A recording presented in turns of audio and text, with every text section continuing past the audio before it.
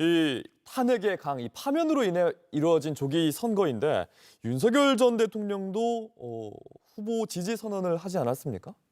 그렇습니다. 윤석열 대통령이 전광훈 목사가 진행하는 그 집회에서 대독이라는 방식을 통해서 입장을 좀 이야기를 했는데요. 네. 김문수 후보에게 힘을 몰아달라라고 이야기를 했습니다.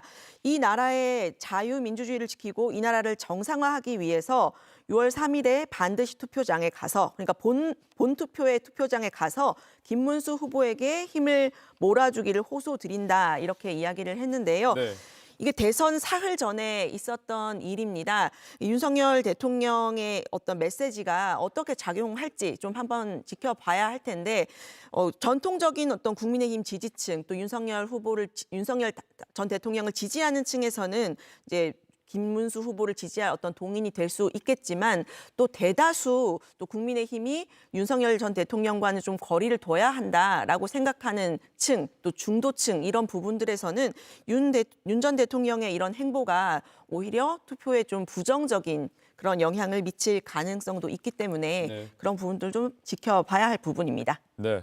교수님 어떻게 보셨어요? 이 윤석열 전 대통령과의 거리두기를 국민의힘이 했느냐 안 했느냐, 네. 이 부분이 선거 결과에 미칠 영향 또 어떻게 보세요? 저는 상당히 윤석열 전 대통령이 이번 대선 국면에 고비고비마다 모습을 드러냈잖아요. 예, 그렇죠. 이거 뭐 본인 입장에서는 뭐 김문수 후보를 지지하기 위한 나름대로의 뭐 일종의 정치적 행보라고 이야기를 할 수 있을지 모르겠지만, 네. 사실 이를 지켜보는 국민들의 입장에서는 상당히 마음이 불편하신 분들이 꽤 많으실 거예요.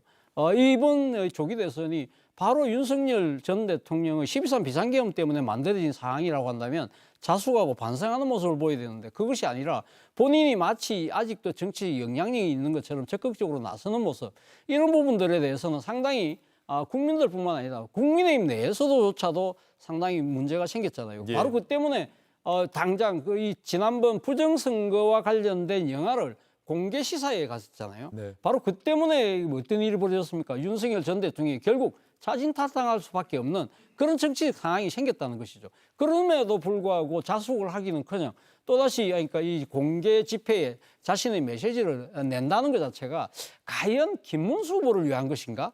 많은 분들이 고개를 갸웃거릴 거예요. 제가 생각했을 때는 사실은 김문수 후보를 위하는 척하면서 결국 자기 정치적 이익을 지금 도모한 것이 아닐까라는 네. 생각까지 든다는 겁니다. 왜 그런 생각이 드냐면, 사실 대선 국면에서 윤석열 전 대통령의 존재 자체가 상당히 지금 없어져 버렸어요. 본인 입장에서는 상당히 내한테 주목되던 시선이 다른 데로 다 가버렸네. 네. 좀 초조함이 있는 것이 느껴질 거예요. 왜냐하면 본인이 지금 내란죄와 관련된 재판을 받고 있잖아요. 그런데 본인은 이 내란죄가 성립이 되지 않는다, 이거는 정치적인 재판이라고 보는 거예요. 그렇다고 한다면 본인의 정치적 영향력이 살아나야만 본인이 정치적 돌파구가 열린다고 생각할 수밖에 없기 때문에, 네. 대선 국면에서 자신의 존재감을 계속적으로 드러내고, 그리고 대선 이후에 벌어진 상황에서도 자신의 존재감이 살아있어야만 어떤 식으로도 자신의 정치적 영향력이 흐트러지지 않을 것이다, 그런 생각으로 나타났을 가능성이 높다. 네. 그렇다고 한다면 결국은 김문수 후보를 위한 것이 아니라 윤석열 자기 정치를 한 것이다는 비판에서 자유로울 수 없다는 겁니다. 네.